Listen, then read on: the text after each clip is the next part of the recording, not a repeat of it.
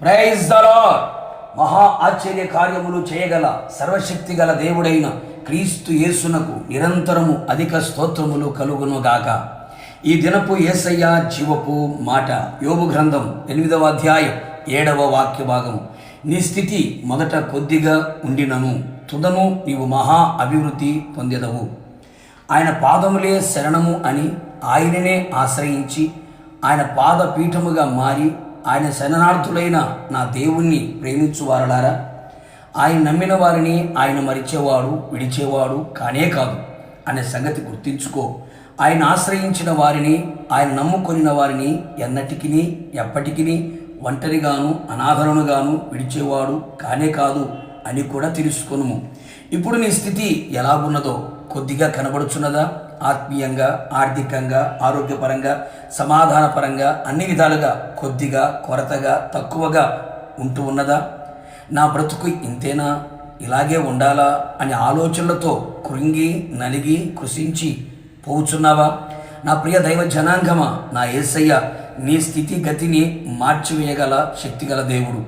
నీ దీనహీన స్థితిని ఉన్నత స్థితిగా మార్చుటకు శక్తిగల దేవుడు గొప్పవాడై ఉన్నాడు. కొద్దిగా ఉన్న నీ స్థితిని మహా అభివృద్ధిలోనికి తీసుకుని రాగలవాడు.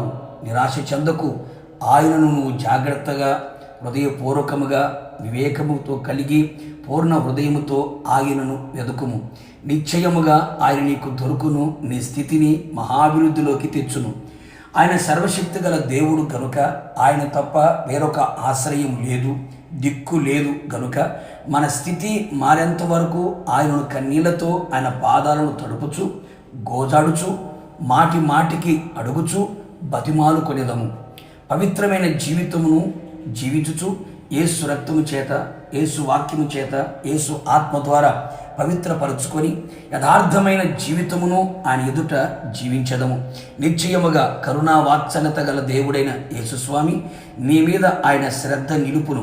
కరుణా కటాక్షములను నీ మీద కురిపించును. నీ వెదుకులాటను చూచి, నీ కన్నీళ్లను చూచి, నీ పవిత్రతను చూచి, నీ యథార్థతను చూచి, నీ నీతికి తగినట్లుగా నీ నివాస స్థలమును వర్ధిల్ల చేయును. అప్పుడు నీ స్థితి కొద్దిగా ఉండినను తుదను నువ్వు మహా అభివృద్ధి ఆత్మీయంగా, శారీరకంగా, భౌతికంగా, కుటుంబపరంగా కలుగు చేయును. నీ అభివృద్ధి అందరికీ తేటగా కనబడినట్లుగా చేయును.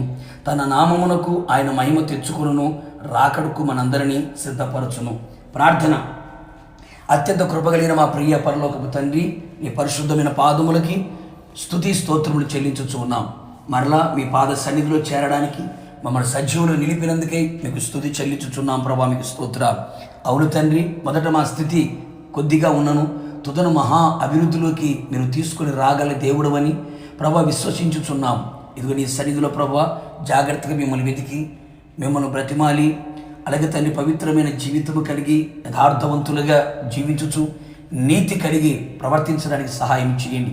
నిశ్చయముగా మా మీద, మీ ప్రజల మీద శ్రద్ధ నిలిపి ఓకమించిన ఘనకార్యాలు మీరు చేసి అన్ని విషయాలలో మహా అభివృద్ధిలోకి మీరు తీసుకుని వచ్చి మీ నామానికి మాత్రమే మహిమ తెచ్చుకోమని ఆ విధముగా మీరు చేసి ఉన్నందుకై మీకు స్తుతి చెల్లిస్తూ యేసు నామములో అడిగి పొందుకొని ఉన్నాము తండ్రి, ఆమేన్. నిశ్చయముగా మీరుని మీ కుటుంబ సభ్యులందరూ కూడా మొదట మీ స్థితి కొద్దిగా ఉండినను తుదను మీరు మహా అభివృద్ధిలోకి వచ్చుదురుగాక. God bless you.